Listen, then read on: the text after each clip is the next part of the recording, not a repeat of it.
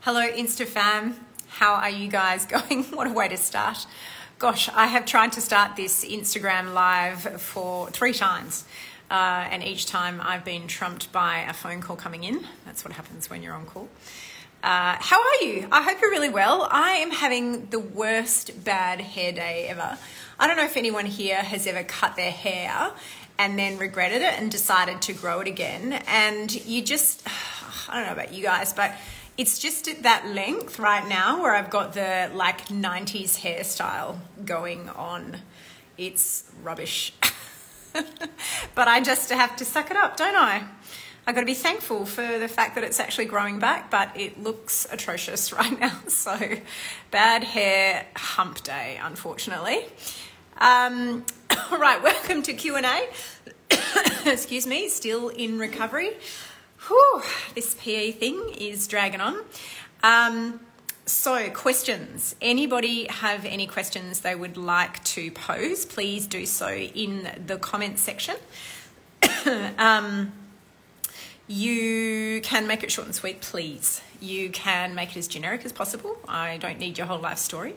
And any questions that you ask, we will, what's that? Everyone has a mum cut once in a lifetime.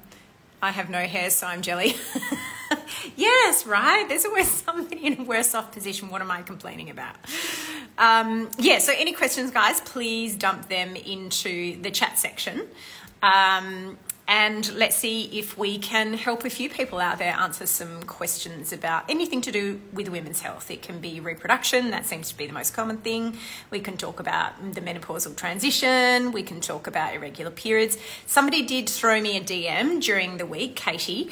I can't remember the entire question, it was quite long, but the long and the short of it was, how do polycystic ovaries affect IVF outcome? Not PCOS, how does polycystic ovaries? So the first thing I want to clarify is how we actually define polycystic ovaries or polycystic ovarian morphology versus having multi-follicular ovaries.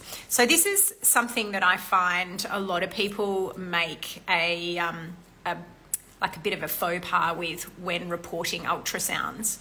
So to satisfy criteria for polycystic ovarian morphology, one or both of the ovaries should be large and bulky. So that means 10 mils or 10 cc's or greater. And then there must be upward, or in one ovary, there must be upward of 25 antral follicles. So they're follicles of a certain size. In any one ovary on a transvaginal ultrasound. So there's a few criteria that need to be satisfied. What I find sometimes is that sonographers or sonologists reporting will call something polycystic ovarian appearance when it's a small or normal sized ovary and they haven't actually measured the size of the follicles. So they might say, oh, there's 20 follicles, that's got a polycystic ovarian appearance, when in fact it could just be someone who's really blessed with a high follicle count.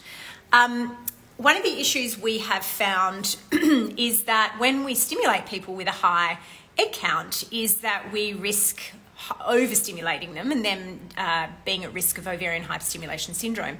But there's also some data by a UK fertility specialist which does suggest that if we then go and collect more than 15 eggs, the pregnancy rates actually decline. Now, there's been a lot of, I guess, opposition to that particular paper, saying it was, you know, not comparing like with like, that people who have a high egg count often have other morbidity going on, which can affect pregnancy rates and so on and so forth. So the data's not really clear, but certainly when we do find someone has a high egg count, we're not trying to get all of them. We are still aiming for somewhere between 8 and 12 eggs collected. That's in truth. I mean, even if you've got the best egg count in the world, I'm still going to goal my dosages of my medications to hit you in that sweet spot between 8 and 12 eggs collected. So don't think just because you've got 30 eggs, you're going to have a fabulous outcome.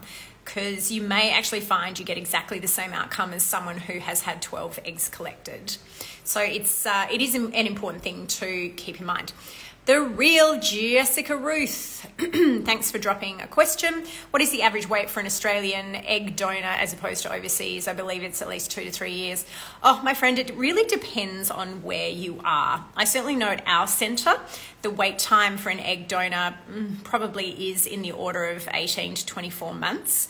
And that's for one that is a clinic recruited donor, so someone who has been recruited locally. You've got to stop and think about the motivation of a person to donate their eggs. So firstly, they will have had to have gone through a hyperstimulated cycle and all of the potential risks associated with that.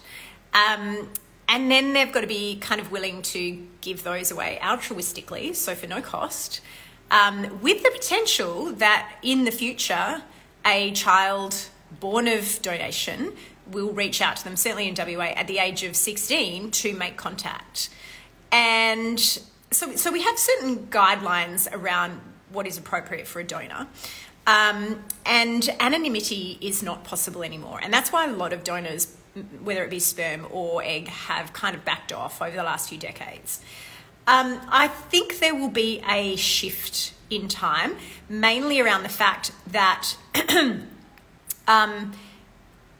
a lot of young women are freezing eggs now who will never use them. We know that those people who choose to freeze their eggs, only 1 in 10 come back to use them. So there is going to be a whole heap of women, probably in the next decade, who are going to consider donating their eggs that they never ever used. So I do think that the tide is shifting there. Overseas donation is much more readily accessible, and there's a number of reasons why. Firstly, excuse me, PE. Firstly, there can be payment that is involved. They may not have limitations. There is often difficulty in traceability. Anonymity is preserved in some egg banks. So, and you've got a question. You know, is it exploitation to be paying a woman to give you her eggs? Maybe ethically that's quite challenging. So I do think the reason that overseas donation is more accessible is because the strict rules and regulations that we have, which we have in place for the benefit of the well-being of the future child and is all evidence-based, we have these guidelines in place for a reason. So please have a chat to a fertility specialist about the centre that you're attending as to wait lists and why. But it's a really good question. Amarinia, can you have a regular cycle each month? Sorry, can you have a regular cycle each month but not ovulate? Yes.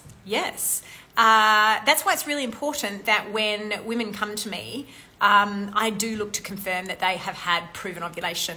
So often we will do what we call a mid-luteal progesterone level or a day 21 progesterone level. If there is not a rise in progesterone, we might do it a week later. But certainly by that time, you're starting to think, hey, there's probably some disordered ovulation. But yes, you can have females reporting a regular menstrual cycle, but not actually be ovulating every month. So, hello, my friends. Pink Cocoon, that's a very cool handle. Can a chemical pregnancy impact regularity of an otherwise very regular period? Period came 5 days late. Yes, okay. So, let me see if I've got this right. When you have a biochemical pregnancy, that means you have had positive beta HCG detected, either on your wee stick or a blood test. It isn't until that beta HCG comes down to a certain level when the ovarian cycle then kicks in. Because, of course, you won't ovulate if your body thinks you're pregnant.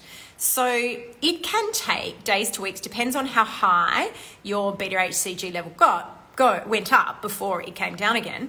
But it can take some weeks for a beta HCG to drop, and your ovary won't start cycling again until it has dropped below a certain level.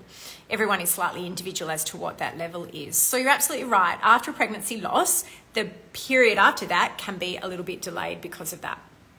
Can a head cold affect period coming late? Not normally. Christianettes, is an HRT FET cycle best suited to someone who has PCOS and ovulatory dysfunction? I don't necessarily think so.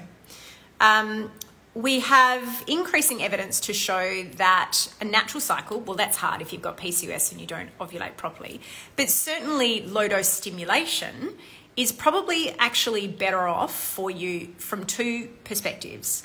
Firstly, we think the fertility rates are higher. So the pregnancy rates are higher with a low-dose stimulation or natural cycle. But we also actually think that the late pregnancy effects are better with low-dose stimulation or natural. We think that the corpus luteum may have some role in helping to reduce the chances of you getting preeclampsia, preterm birth associated with that late in pregnancy. So more and more of us are moving away from HRT FET and more towards natural or low-dose stimulated cycles.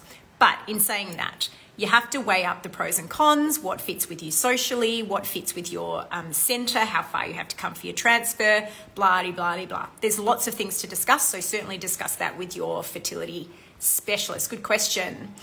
Yes, thank you, Jessica. The PE symptoms improve. It's just this cough. I have to keep apologising and telling people that I don't have COVID. How long should you try to conceive naturally before considering IVF if you're 40? 6 months, my friend. No more than 6 months.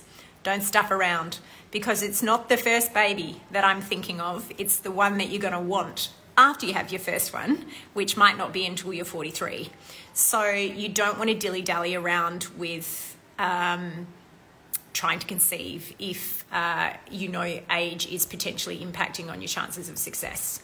All right, guys, do you know what? I'm going to wrap it up there. There were some great questions tonight, short and sweet, but I want to wrap it up by just giving you a little heads up on the Tuesday the 25th of June at 6 p.m. Perth time, 8 p.m. Queensland time.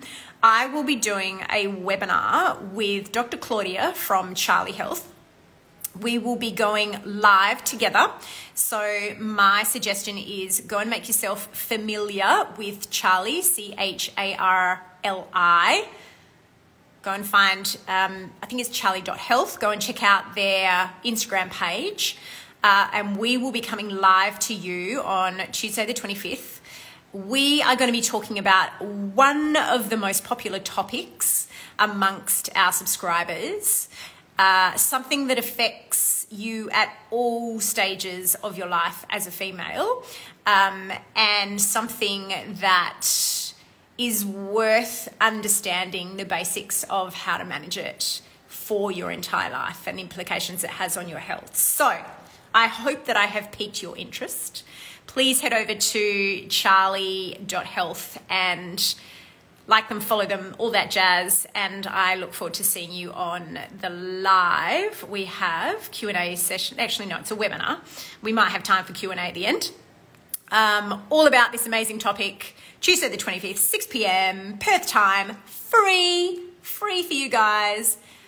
Two experts, Dr. Claudia, Dr. T. We would love to see you there. Otherwise, I will see you next Wednesday. Bye.